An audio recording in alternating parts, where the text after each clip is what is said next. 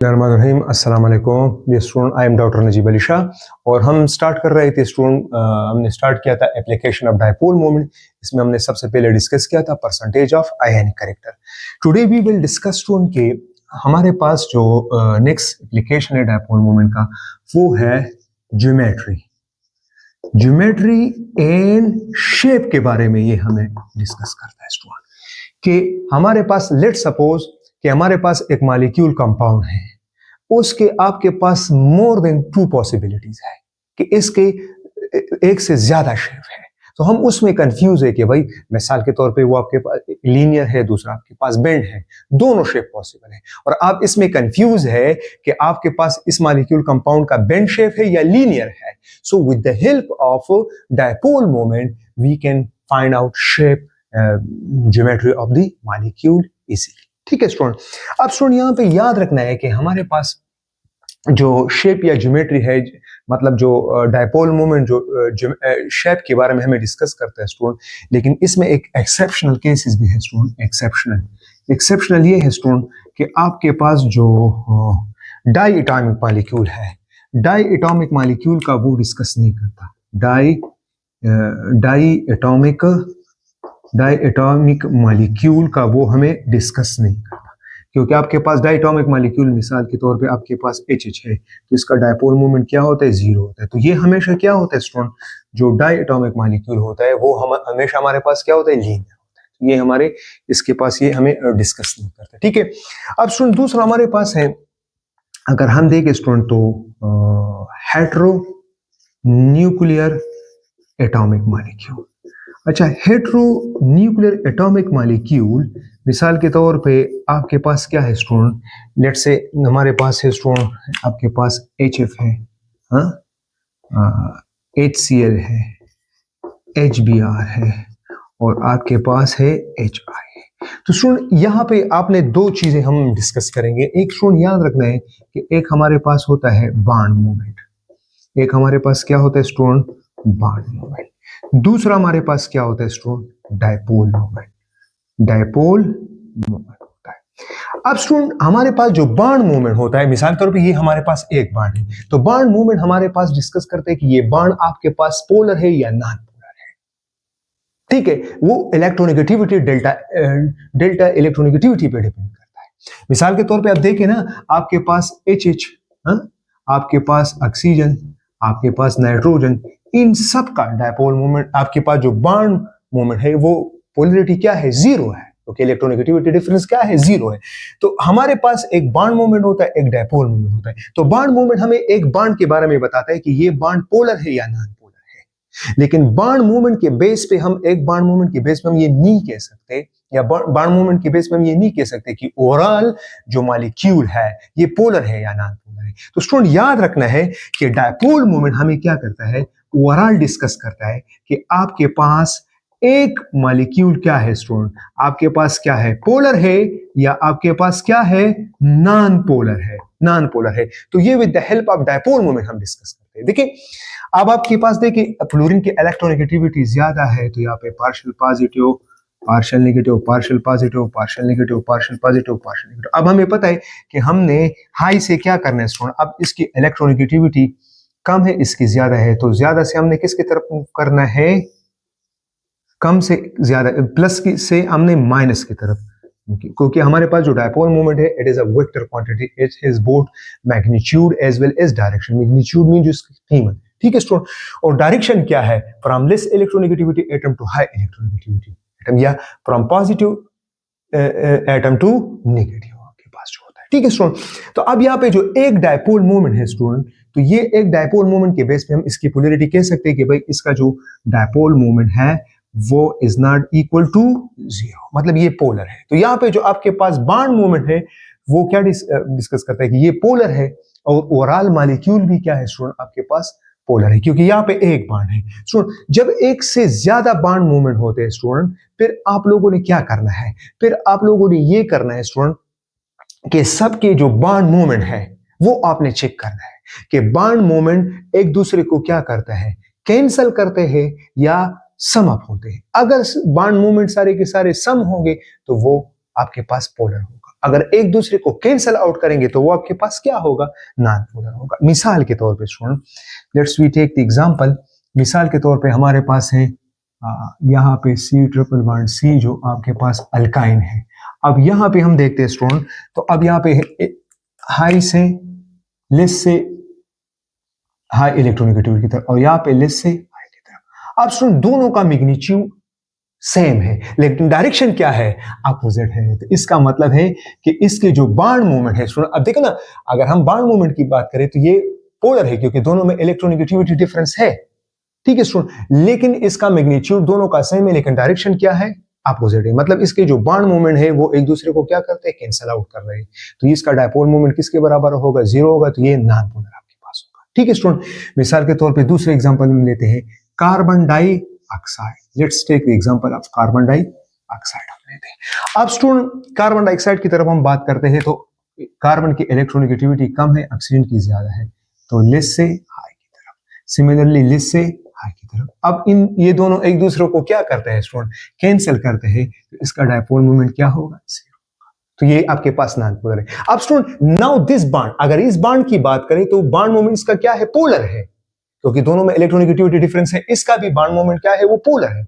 इसके बॉन्ड में पोलैरिटी है लेकिन ओवरऑल हमने फिर ज्योमेट्री और शेप को देखना है, उसके बेस पे हमने फिर डिसाइड करना है, डायपोल मोमेंट डिसाइड करना है कि ये पोलर है आपके पास या नॉन पोलर है। मिसाल के तौर पे स्टार्ट में हमने ये कहा था कि ये शेप के बारे में हम डिस्कस करते हैं, ठीक है। अब आपके पास जो कार्बन डाइऑक्साइड है स्टूडेंट, कार्बन डाइऑक्साइड की हम बात करते हैं तो इसकी जो आपके पास है दो पॉसिबिलिटी है। एक इसका स्टूडेंट आपके पास लीनियर शेप भी हो सकता है और एक आपके पास स्टूडेंट इसका क्या होता है, बेंड शेप भी हो सकता है। अब इसमें हम कंफ्यूज है कि आया ये लीनियर शेप है या बेंड शेप है। So we will see, we will come to the dipole moment. अब स्टूडेंट अगर हमारे पास कार्बन डाइऑक्साइड की दो पॉसिबिलिटी है, अगर ये लीनियर है स्टूडेंट तो ये लेस से हाई की तरफ, ये लेस से हाई की तरफ, तो यहाँ पे डायपोल मोमेंट 0 होगा क्योंकि बॉन्ड मोमेंट जो है वेक्टर सम एक दूसरे को क्या कर रहे हैं, कैंसिल कर रहे हैं। तो यहाँ पे डायपोल मोमेंट 0 है। दूसरा इसकी पॉसिबिलिटी है क्या है स्टूडेंट कि हम इसका क्या शो कर सकते हैं, बेंड शो कर सकते हैं। ये बेंड शेप है, ठीक है स्टूडेंट। तो यहाँ पे क्या है, लेस से हाई की तरफ, यहाँ से लेस से हाई की तरफ। अब ये एक दूसरे को कैंसिल नहीं कर रहे, ये बॉन्ड मोमेंट एक दूसरे को कैंसिल नहीं कर रहे, तो इसका मतलब है कि यहाँ पे डायपोल मोमेंट 0 के बराबर नहीं है। तो अब क्वेश्चन ये है स्टूडेंट कि शेप नंबर 1 इज करेक्ट और शेप नंबर 2 इज करेक्ट, कौन सा करेक्ट है, ठीक है। तो हम डायपोल मोमेंट की तरफ जाएंगे। तो सुन, अगर हम एक्सपेरिमेंटली मालूम करते हैं तो हम कहते हैं कि भाई dipole moment of carbon dioxide is 0। अगर 0 है सो दिस आपके पास ये वाला शेप क्या है स्टूडेंट, ये वाला करेक्ट होगा, ये वाला क्या होगा, गलत होगा। क्योंकि जब हम एक्सपेरिमेंटली मालूम करते हैं स्टूडेंट तो dipole moment of carbon dioxide क्या होता है स्टूडेंट, वो 0 होता है। तो कार्बन डाइऑक्साइड का जो शेप ज्योमेट्री है, शेप है वो क्या है, वो लीनियर है, वो बेंट नहीं है। तो हम ये किसके बेस पे कह सकते हैं, कौन हमें इंफॉर्मेशन देता है, डायपोल मोमेंट हमें इंफॉर्मेशन देता है। क्लियर हो गया स्टूडेंट। अच्छा, दूसरा हम डिस्कस करते हैं स्टूडेंट वाटर की तरफ। अब यहाँ पे जो आपके पास वाटर है तो वाटर की स्टूडेंट याद रखने की यहाँ पे भी हमारे पास दो पॉसिबिलिटी है। एक आपके पास क्या हो सकता है, लीनियर शेप हो सकता है स्टूडेंट, और दूसरा आपके पास क्या हो सकता है स्टूडेंट, बेंड शेप हो सकता है। तो अब हम कहते हैं कि भाई ये बेंड शेप है या लीनियर शेप है, तो हम इसके स्ट्रक्चर की तरफ बढ़ते हैं। तो देखिए आपके पास वाटर है, ऑक्सीजन, यहाँ पे क्या है आपके पास हाइड्रोजन, यहाँ पे आपके पास हाइड्रोजन है। दूसरा स्ट्रक्चर कौन सा पॉसिबल स्टूडेंट, ये वाला पॉसिबल है, ठीक है। अगर हम लीनियर ड्रा करते हैं स्टूडेंट तो यहाँ पे क्या होगा, लेस से हाई की तरफ, लेस से हाई की तरफ, यहां पे डायपोल मोमेंट किसके बराबर होगा, 0। तो मतलब है कि ये नॉन पोलर पिल होगा, ठीक है। और यहाँ पे क्या होगा स्टूडेंट, लेस से हाई की तरफ, लेस से हाई की तरफ, यहाँ पे dipole moment is not equal to 0। तो मतलब है कि ये फिर क्या होगा, आपके पास पोलर मॉलिक्यूल होगा। अब स्टूडेंट इसमें हम कंफ्यूज है कि ये दिस वन इज करेक्ट और दिस वन इज करेक्ट। तो जब हम एक्सपेरिमेंटली देखते हैं स्टूडेंट, जब हम एक्सपेरिमेंटली देखते हैं स्टूडेंट तो एक्सपेरिमेंटली हमें पता चलता है कि वाटर का जो डायपोल मोमेंट है वो है 1.84 डी/। तो मतलब है कि this structure number 2 is correct and this one is incorrect. ठीक है student. So that's why dipole moment हमें ज्योमेट्री और शेप के बारे में बताता है कि एक मॉलिक्यूल कंपाउंड की शेप क्या हो सकती है, कौन सा शेप करेक्ट है, कौन सा गलत है। तो अगर हम डायपोल मोमेंट देखते हैं तो वो है 1.84 dBi है वाटर का, तो मतलब है कि ये वाला फिर करेक्ट होगा, क्योंकि यहाँ पे क्या हो रहा है स्टूडेंट, दोनों जो बॉन्ड मूवमेंट है, अब देखो यहाँ पे जो दो बॉन्ड मूवमेंट है स्टूडेंट, वो एक दूसरे के साथ जो वेक्टर सम है वो ऐड हो रहे हैं। देखिए स्टूडेंट याद रखना है कि अगर जब वेक्टर सम ऐड होगा तो वो पोलर होगा, और जब एक दूसरे को क्या करेगा, कैंसिल करेगा। देखो मैग्नीट्यूड तो सेम है, यहाँ पे मिसाल के तौर पे जो पोलैरिटी है, यहाँ पे पोलैरिटी है, तो इसका भी कुछ बॉन्ड वैल्यू तो होगा ना, कुछ वैल्यू, कुछ ना कुछ तो वैल्यू होगी, इसकी भी वैल्यू होगी, बॉन्ड मोमेंट की वैल्यू होगी। ठीक है स्टूडेंट, तो वो बॉन्ड मोमेंट की जो वैल्यू है, लेट सपोज जितना भी आ रहा है, तो वो यहाँ पे क्या हो रहा है, सम हो रहा है। ठीक है, और यहाँ पे क्या हो रहा है, कैंसर हो रहा है। जिस तरह हमने कार्बन डाइऑक्साइड में कहा, लेट सपोज मैं कहा फॉर सपोज, मिसाल के तौर पे यहाँ पे अगर 0.84 dBi है, तो इस साइड पे प्लस है और इस साइड पे क्या है, माइनस है, तो एक दूसरे को क्या करेंगे, बॉन्ड मोमेंट कैंसिल करेंगे, तो डायपोल मोमेंट जीरो होगा। तो जब कैंसिल करेंगे डायपोल मोमेंट जीरो होगा, और जब vector sum dipole moment sum up होंगे तो आपके पास क्या होगा, वो पोलर होगा।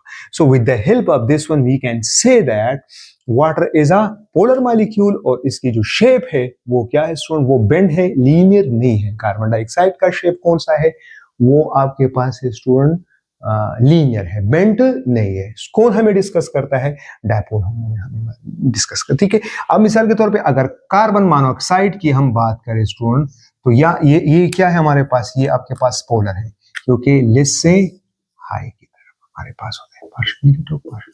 ठीक है स्टूडेंट, तो यहाँ पे भी dipole moment is not equal to zero, तो ये भी आपके पास क्या हो जाएगा, पोलर मॉलिक्यूल आपके पास हो जाएगा। अब स्टूडेंट याद रखना है कि सेंट्रल एटम के साथ जितने भी सराउंडिंग एटम होते हैं, ये हमने डिस्कस किया था कि मिसाल के तौर पे आपके पास CH4 है, अब यहाँ पे क्या है, सारे के सारे क्या है, सेम एटम है, तो यहाँ पे डायपोल मोमेंट किसके बराबर होगा, जीरो।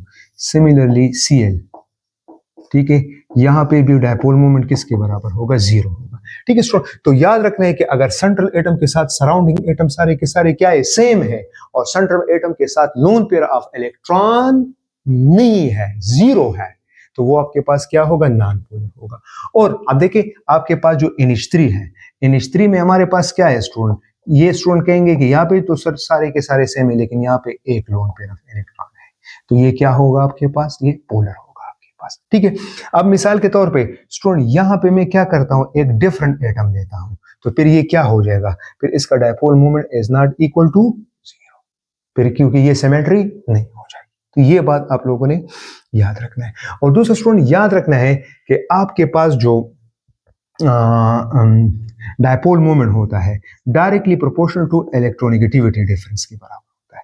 दूसरा student mu is directly proportional to number of lone pair of electron, lone pair of electron ज्यादा होगा तो डायपोल मोमेंट ज्यादा होगा।